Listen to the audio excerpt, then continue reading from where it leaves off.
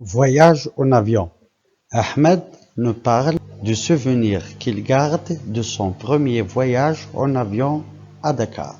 L'avion devait décoller à 10h30. J'avais le cœur serré, mais je ne regrettais pas d'avoir fait ce voyage. Peu avant le décollage, quand l'hôtesse de l'air recommanda à tous les passagers d'attacher leur ceinture de sécurité, je n'étais pas très rassuré. Mais dès que l'avion eut pris l'air, aussi stable qu'une voiture sur une autoroute, je soupirai et un moment plus tard, lorsque le steward apporta leur plateau pour le déjeuner, je trouvais follement amusant ce pique-nique dans les airs et je mangeais de bon appétit tout ce qu'on me servit. Assis près de Hublot, je regardais vers le sol. L'avion volait si haut que je ne distinguais qu'une vaste étendue jaune qui devait être le Sahara. Enfin, vers le milieu de l'après-midi, l'avion commença la descente pour se rapprocher de la terre. L'hôtesse recommanda d'attacher de nouveau les ceintures et annonça qu'on allait atterrir à Dakar. Voyage en avion. Ahmed nous parle du souvenir qu'il garde de son premier voyage en avion à Dakar. L'avion devait décoller à 10h30.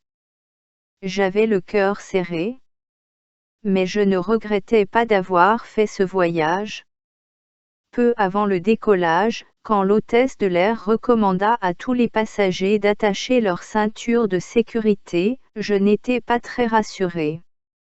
Mais dès que l'avion eut pris l'air, aussi stable qu'une voiture sur une autoroute, je soupirai et, un moment plus tard, lorsque le steward apporta les plateaux pour le déjeuner, je trouvais follement amusant ce pique-nique dans les airs et je mangeais de bon appétit tout ce qu'on me servit. Assis près du hublot, je regardais vers le sol. L'avion volait si haut que je ne distinguais qu'une vaste étendue jaune qui devait être le Sahara. Enfin, vers le milieu de l'après-midi, l'avion commença la descente pour se rapprocher de la terre. L'hôtesse recommanda d'attacher de nouveau les ceintures et annonça qu'on allait atterrir à Dakar.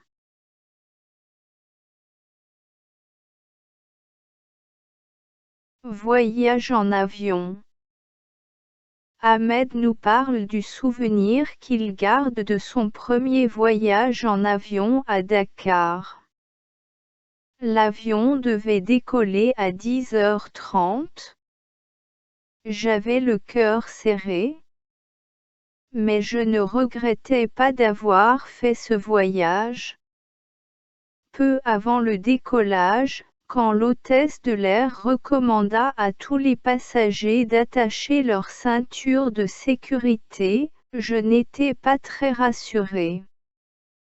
Mais dès que l'avion eut pris l'air, aussi stable qu'une voiture sur une autoroute, je soupirai et, un moment plus tard, lorsque le steward apporta les plateaux pour le déjeuner, je trouvais follement amusant ce pique-nique dans les airs et je mangeais de bon appétit tout ce qu'on me servit. Assis près du hublot, je regardais vers le sol. L'avion volait si haut que je ne distinguais qu'une vaste étendue jaune qui devait être le Sahara. Enfin, vers le milieu de l'après-midi, l'avion commença la descente pour se rapprocher de la terre. L'hôtesse recommanda d'attacher de nouveau les ceintures et annonça qu'on allait atterrir à Dakar. Voyage en avion. Ahmed nous parle du souvenir qu'il garde de son premier voyage en avion à Dakar. L'avion devait décoller à 10h30. J'avais le cœur serré, mais je ne regrettais pas d'avoir fait ce voyage. Peu avant le décollage, quand l'hôtesse de l'air recommanda à tous les passagers d'attacher leur ceinture de sécurité, je n'étais pas très rassuré. Mais dès que l'avion eut pris l'air, aussi stable qu'une voiture sur une autoroute. Je soupirai et, un moment plus tard, lorsque le steward apporta leur plateau pour le déjeuner, je trouvai follement amusant ce pique-nique dans les airs, et je mangeai de bon appétit tout ce qu'on me servit. Assis près de hublot, je regardai vers le sol. L'avion volait si haut que je ne distinguais qu'une vaste étendue jaune qui devait être le Sahara. Enfin, vers le milieu de l'après-midi, l'avion commença la descente pour se rapprocher de la terre. L'hôtesse recommanda d'attacher de nouveau les ceintures et annonça qu'on allait atterrir à Dakar. Voyage en avion. Ahmed nous parle du souvenir qu'il garde de son premier voyage en avion à Dakar. L'avion devait décoller à 10h30. J'avais le cœur serré. Mais je ne regrettais pas d'avoir fait ce voyage. Peu avant le décollage, quand l'hôtesse de l'air recommanda à tous les passagers d'attacher leur ceinture de sécurité, je n'étais pas très rassuré. Mais dès que l'avion eut pris l'air, aussi stable qu'une voiture sur une autoroute, je soupirai et, un moment plus tard, lorsque le steward apporta les plateaux pour le déjeuner, je trouvai follement amusant ce pique-nique dans les airs et je mangeai de bon appétit tout ce qu'on me servit. Assis près du hublot, je regardai vers le sol. L'avion volait si haut que je ne distinguais qu'une vaste étendue jaune qui devait être le Sahara.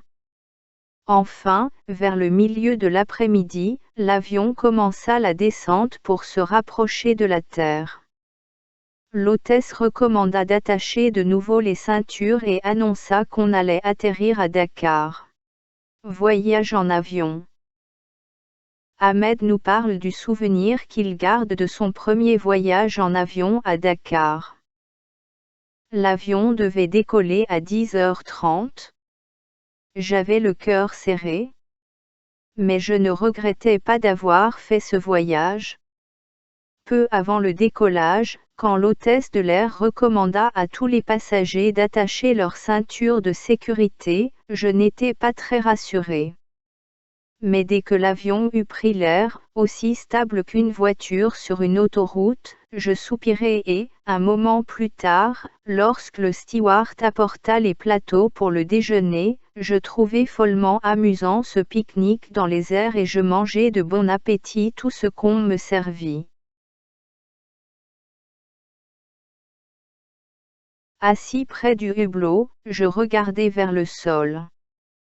L'avion volait si haut que je ne distinguais qu'une vaste étendue jaune qui devait être le Sahara.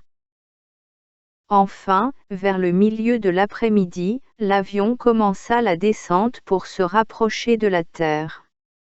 L'hôtesse recommanda d'attacher de nouveau les ceintures et annonça qu'on allait atterrir à Dakar.